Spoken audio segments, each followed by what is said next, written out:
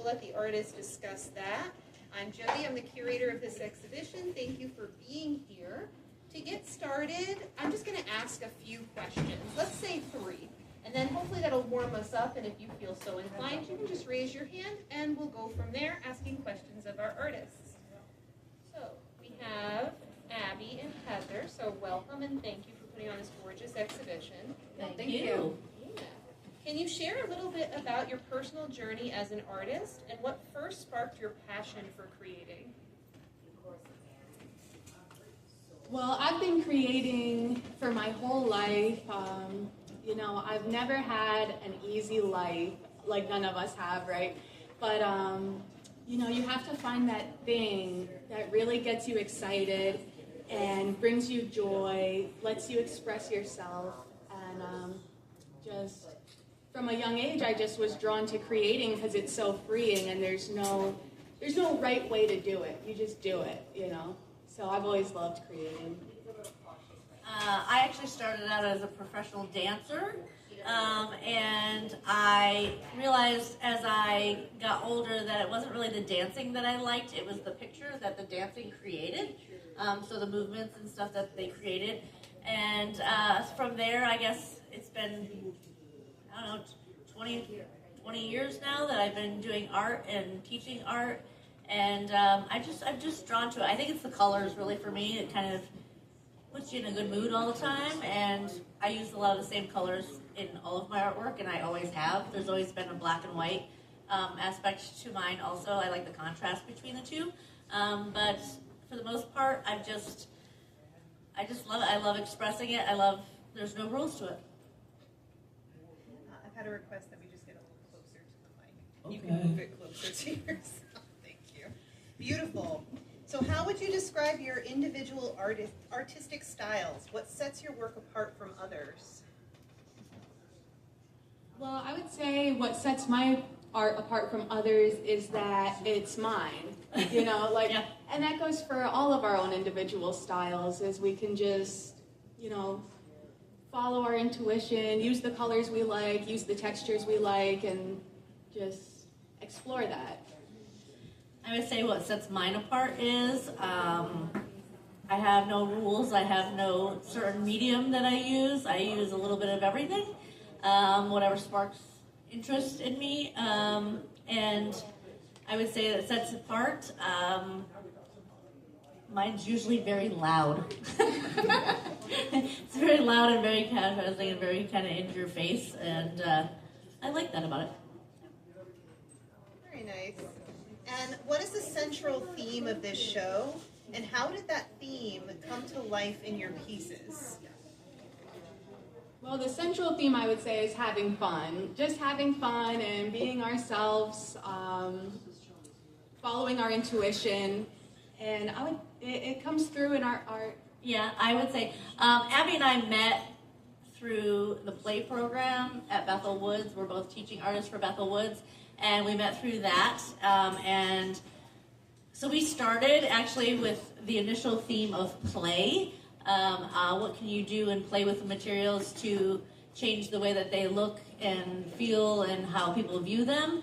And I just feel like it was a really good collaboration. We both really like layering. We both really like using repurposed materials. And I just feel like that's how we started, was with play for the most part. Yeah, and then it kind of changed over time. We had different ideas that, you know, didn't work. So we had to try different things. And that led us to Imaginative Interlude, which is all about just slowing down and being in the moment and looking at things with a creative eye, trying to see the beauty in everyday life. And I would say that a lot of the artwork, I don't know how close you guys have studied the artwork, but there's other things in the artwork than what you would see just by looking at it. They're like all kinds of little seek and finds. Yep. Yeah. Are there any questions from the audience at this time? No, not yet. We'll see if we, okay, beautiful. Can you talk about this piece here, Remember Your Roots? Oh, sure, yes. That's the tree one, right? Yeah. So the Remember the Roots started with, oddly enough, I teach paint and sip classes, and it was a class that I had done, and after the class was over, I don't normally paint very flat. I'm a very textural artist, and so I decided to add this tree to it, and for some reason when I work, I just keep adding and keep adding and keep adding, and once I finished it, and I thought, oh, that's great, it like fell, and a part of a tree there was an actual 3-dimensional tree on it at one point, and it fell, and part of the tree broke off. And the interesting thing is about playing and using materials and kind of experiencing what happens when you play with different materials is I ended up ripping the 3-dimensional tree off, and it left this like really cool imprint and really removed actual parts of the canvas from it. And then the roots is, I am very loud and very colorful, and but I also come from your basic middle class family and love nature and woods, so I kind of combine the two, how it exposed itself to me, and I've kind of just played with it, and remembering that you can still be loud and crazy, but you still come from the same place. Right. So.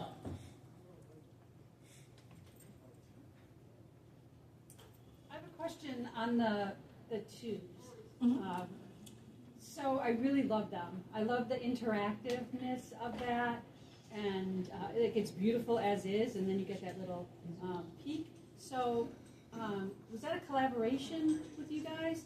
Yes. And how did you did you have these tubes and what can we do with this? How did this come about? That's exactly how it happened. Yeah. She just had all these tubes, and we were like, okay, what are we going to do with these tubes? And,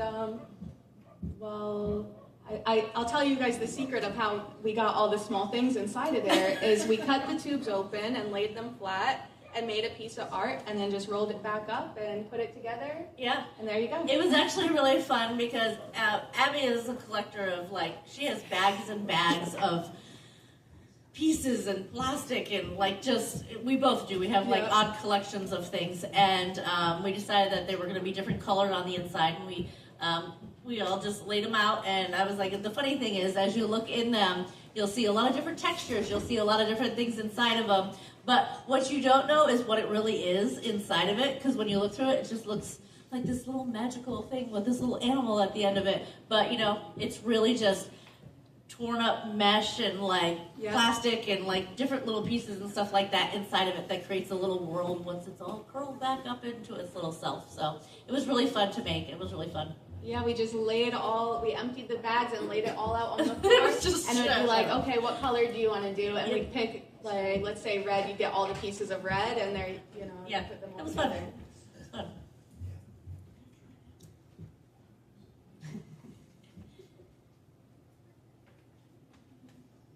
So you kind of already touched upon this, but what role does color play in your work? Are there specific emotions or ideas that you aim to convey through your color choices? For me, I would say yes, a lot of the color is very symbolic and holds a lot of the emotion of my pieces. And, they're very colorful, but then sometimes you might have, more of a muted tone on one, more blue on one, more black and white, where my more vibrant neons and pinks and sparkles, that all kind of reflects the more happy and positive side. And then when you put them all together, you kind of get what you get in life of the combination of the more dark themes and the brighter themes. Yeah. So I think as far as our when Abby and I work, there's a story behind every single piece that we make usually, and it usually just starts off with for both of us, I know we both use words a lot, so we just write on our canvases or whatever we're working on first. Write words, what we're feeling at that time, we write, and then we just keep layering over it and over it. And some pieces you can actually see the words, some pieces you cannot see the words. But for me, the color is a big thing. Like I said before, the contrast between the black and white and the colors. And Abby and I both also work. We tend not to mix colors. We use them straight as they are out of the tube. And I'm not sure what the reason behind that is, but we don't usually mix colors at all. We're very primary color. Yeah. What is the inspiration behind the cuckoo clock? So the cuckoo clock is, my family is German, like my heritage is German, and I collect cuckoo clocks, and I have cuckoo clocks collection at my house. And again, that kind of stems to the same concept as the tree roots one, is kind of remembering where you're from and, your heritage, but at the same time embellishing it with things that I love. Like I collect blue and white china things, which is the mosaic on the front. I am a huge folk art fan, so the folk art on the sides. But I just wanted to incorporate them all into one because it wasn't your average cuckoo clock. It's just embellished from top to bottom. So that's basically the concept behind that. Just kind of remembering where you came from.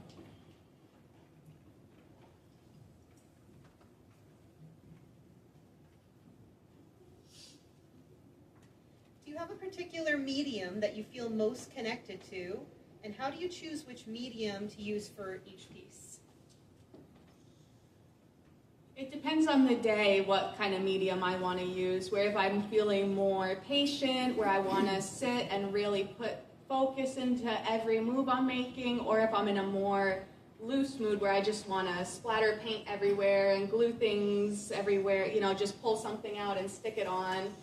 And some of my works have a more checkered pattern where some are a little loose, more wavy off of that versus the regular straight checkers, So it just depends on the day what medium I want to use. Yeah, I don't think I use the same medium anytime usually. I think we're both very found object artists, but there's one theme throughout my whole thing. I'm a mark maker, and I find mark making very therapeutic, and I get kind of lost in it, kind of like weaving and things that are very repetitive. So on some of my canvases, you'll see, there's like this poppy painting over here, let's say, there's about 17 layers on that painting, because I do a layer, I cover some, I change it, I turn it around, turn it different directions. So like, I'm a very textural artist, so everything I pretty much do will always have texture of some nature. I use a lot of clear, heavy body acrylic that I mix in with my paint to make it three-dimensional.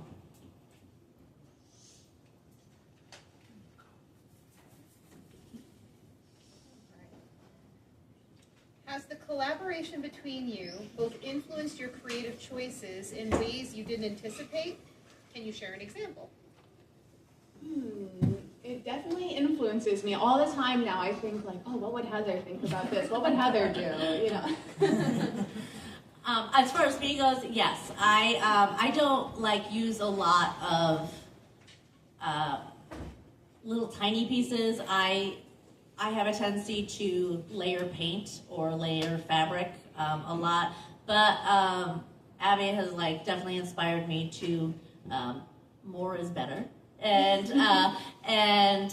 to kind of play with that a little bit, because I usually try to stop myself. I stop myself a lot, and I'm just like, nope, something's not right. Abby would just say, add more, just keep adding more. So that's kind of, I would say, how she inspired me to not overthink it too much. Yeah. Can you talk a little bit about the large painting in the back, right? Because I know that's your collaborative piece. Yeah. We had so much fun with that one. We just, like Heather said, we started with some words, writing just positive words, things that just came to mind, messages for ourselves and each other. And then she'd pull something else out of the stash of supplies, we would start making other marks. And after a while, when we got a little slowed down, we'd be like, okay, let's turn it and do something different, get a different view on it. I would say it was probably between 10 and 12 hours. We just stood over a table and just kept turning and turning and turning and turning and writing words and adding color. And it's, there's both of us in there, Abby uses a lot of words, words and little messages in there. And I'm the mark maker, and the color and the black and white is all me. And, so it was just a really, really fun piece to work on because there was no rules, where we both worked very similar, and it was just a lot of fun to make. It was all about fun, and that's what it was. It was just fun. Because I don't know, for me personally, this is the first time I've ever collaborated on anything. So it was really, really cool for me to have to work with somebody, but work really well with somebody, so. Yeah, that can be a struggle for a lot of artists. Yes, absolutely. Yeah, absolutely. to let go of that. Yeah, for us it just blended so seamlessly, and it was like, I don't know, our styles fit so perfectly together because they're so similar but so different. Yeah. So they just complement each other in such a unique way. I would just say the whole thing has been easy. It was easy for us. It was very easy for us to work together. Absolutely. Yeah. And that was the first piece we collaborated on because we also did the chandelier as well as the interactive pieces over there. And this big one really let us get to know each other and see our different styles. It was all about discovery of each other, as we worked on it and realized what our different art styles were and how we worked in a setting. So it was good. So how did the Art Sisters come to be, right? What's the origin story? Well, we met at the Bethel Woods open house for teaching artists, and you come in and everyone's walking around and there's these tables, and I just saw her style, and she had on these goldfish in bag earrings that I just thought were so adorable, and I love earrings. So I was just just had to introduce myself. We sat next to each other, we laughed all night, just having fun. It's one of those situations where you could walk into a room and you just see somebody and you're just like, I think that, it's just something they give off, that you're just going to be like, I'm going to get along with that person. And then ever since then, we've just been, we've run into each other all the time at different art exhibits and stuff. And we've claimed ourselves the Art Sisters because it was just kind of something that as soon as we met each other, we were like, yep, that works. Yep. Yeah. So it works really cool. It's interesting when you meet people like that. Yeah. And it's always been easy, so. This piece over here to me is primal and primary. I'm just going to make sure we know which one you're talking about. The rock one? Yes.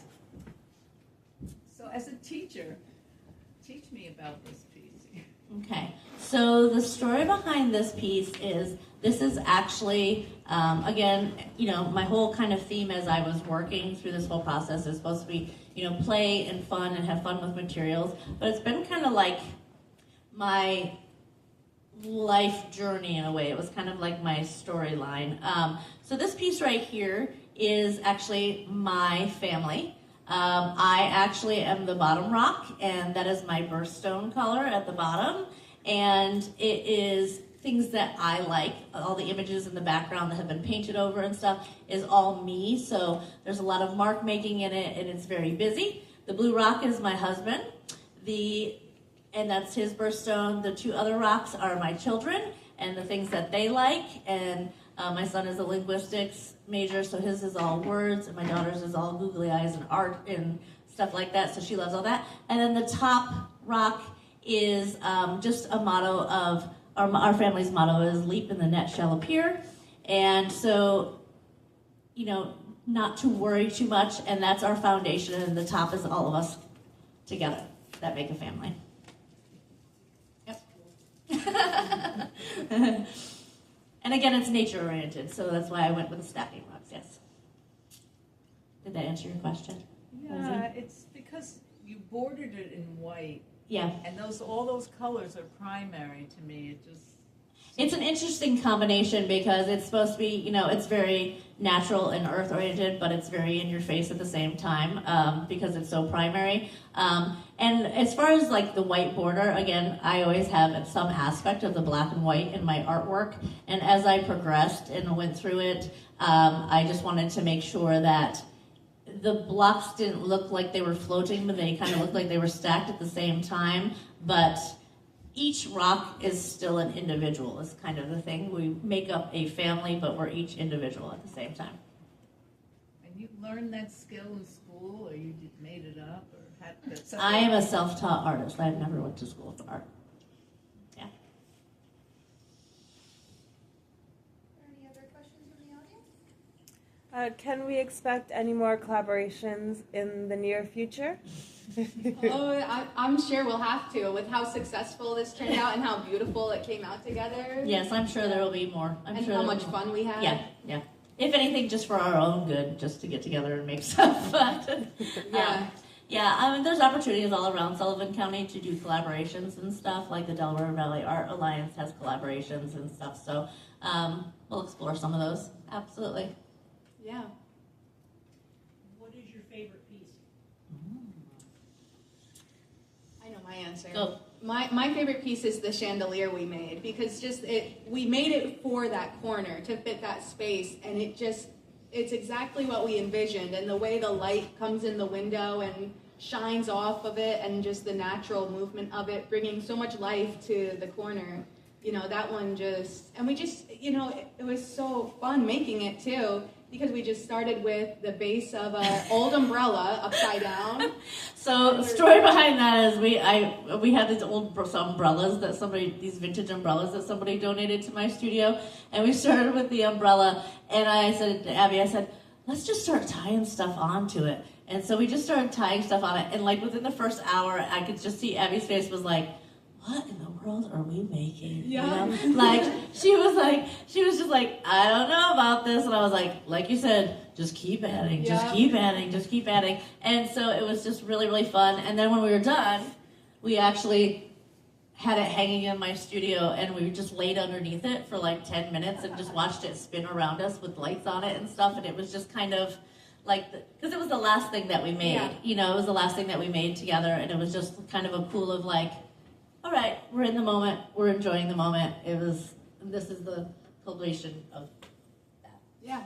Yeah. It was funny trying to trust the process, because of course when you start, you're like, what am I doing right now? Like, it's just shoelaces and ribbons just tied off an upside down umbrella. Yeah. But then you just trust the process and have fun, and in the end, when we just laid under it looking up at it after all the hard work and hours of work we put into it, it was just the most peaceful feeling to just see all of our hard work come together. Absolutely.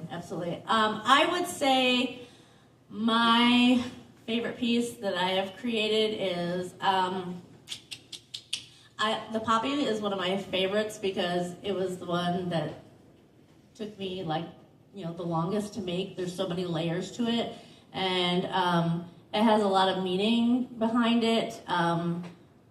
I used to live in Ohio, and it has to do with my studio that I created there, and all the ladies and stuff that I used to work with there, and what it was like to be having to move from that situation to and separating sorry, I'm getting emotional. Separating myself from that. I didn't mean to make it. Well, that's just how powerful the art is. It really, when you look at it, at first you might not realize, you might think, what am I looking at? But when you're looking at it, it's really, the accumulation of all our emotions, our lives, real history that we go through. Yeah. I know it wasn't easy for me making my pieces. It was a very emotional journey. And, the pride of sitting and looking at all of them all together is amazing. But yeah, it was an extremely emotional journey, and like I said, it just shows, right.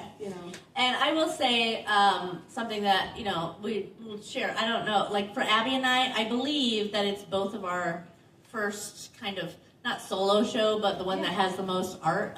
We usually do group shows where it's just like 30 artists and you have one painting in it. So this was the first time in such a short period of time that Abby and I, we had 2.5 months to make all this art, and it was really hard and to get that much art out, because as some of you in here are artists, and you go through phases. You will work for days and days and days and days, and then there's nothing for 3 or 4 weeks because there's just no motivation, what's the word I'm thinking of? No inspiration. Thank you. Inspiration. There's nothing. So it's just like blank. So to make all this art in 2.5 months, when we delivered it to Jodi to hang, and then Jodi was like, you guys, it's like radio silence. Nobody's talking to me, nothing. And we were like, we literally were, I think, emotionally and physically just exhausted, like Yeah, just strained from doing it, because neither of us has ever made that much art in such a short period of time. You know, it's tiring. You know, it's a lot of thought process. It's a lot of, you know, as you look at it, it might not be like you're like, oh, that looks like it, you know, but it does take a long time, because it's not, you know, it doesn't get just put together in, you know, an hour, you know, so it's a lot of thought, a lot of emotion in which direction you want to go with, so. Yeah, and as exhausting as it was, it really, you know, I'm this equal amount as excited and energized now, seeing it all come together. You know, it's such a labor of love, and, you know, it's, for me, I didn't really have a studio space. You know, I'm working out of the tiniest spaces that I could find, and, you know, I would stay in a hotel or something and be working in a hotel room, just staying up late at night, just dragging my partner also helped me drag all my stuff up into the elevator, and, you know, be bringing canvases in and out of the hotel, and I'm like, these people at the front desk must think I'm like crazy. But, you know, we do it because we love it, though, and we don't mind looking a little crazy, because it's all worth it, and it's so energizing and exciting to, you know, all come together and be able to look at all of our hard work we put into it.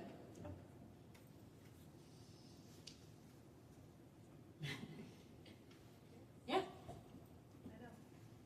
It's a lot. It really is. It's a gorgeous show. I thank you from the bottom of my heart for putting it all together. As the curator, I had high expectations, and they were just right over those expectations.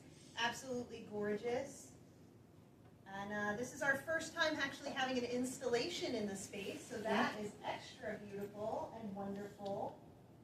And just thinking outside the box, seeing how play has really influenced, how you still go through your personal journeys, and at the end of the day, choose play, right? It's an active choice. So thank you for sharing that with us. Really deeply appreciate it. Are there any other questions from our audience at this time? I just have one quick one. And a couple of your different pieces is the 444 number. Is there significance to that? Well, you know, I really believe that, you know, there's these moments that catch our eye, whether it's 444 or any number or a bird, or, you know, these symbolic moments that tell you, stop and slow down and see where you're at, you know, take it as a message from the universe that you're on the right track, you're doing the right thing. Like the 444 is like some of the cardboard ones. At my job, I cut up cardboard boxes, and when you see a little number like that, or those little small moments throughout the day that are like, you know, maybe life isn't so boring, you know, maybe, you know, you can find the fun in the little things, find the moment of peace where you can, you know. Beautifully said. And I want to say a super special thank you to Jodi, because she is what brought us together and pushed us and made us, you know, push ourselves and be as successful as we can be. And I think it's been amazing that she had the vision to put us together, you know, because as an artist, sometimes, you know, working by yourself is very lonely and isolating, and I think it's been amazing for her to fill the winter gray walls with colorful art because of the grayness here now, and it was a good collaboration for the two of us to do. So it was great, and we greatly appreciate it. Well, thank you. And one last question. What's next, do you think? Well, you know, that's the exciting question. Is it, you know, we're so fresh off of this that it's like anything could be next, you know, and it's... Are you doing any shows coming up? Well, I don't believe so. I don't think I'll be doing any shows coming up, because after that big, you know, everything went into this show. It was like, that's all I was thinking about. But, you know, luckily now I'm in a bigger space and have my own studio space that's just empty right now. So it's just white walls and nothing in it, and I can't wait to just, like, explode with creativity and, you know, try new mediums, mix them together. You know, it's all just a fresh start kind of from here. Yeah. For me, I have a studio in Calhoun, so I have a lot of classes coming up, teaching. But I was just asked to do an exhibit for a company in Atlanta where I'll be working with 5 other artists to conceptualize a art walkthrough exhibition to its interactive thing where it's 6,200 square feet and we need to fill it with art. So I'll be working on that for a very long time.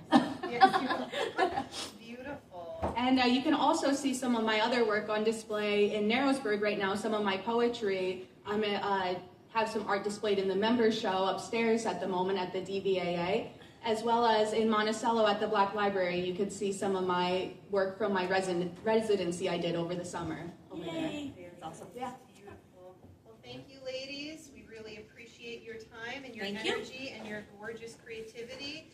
All these works are for sale. If you have any questions, you can come and see me, and I can set anything up for you. And yes, I want to thank you again, and please give a round of applause for Thank you for everyone coming too.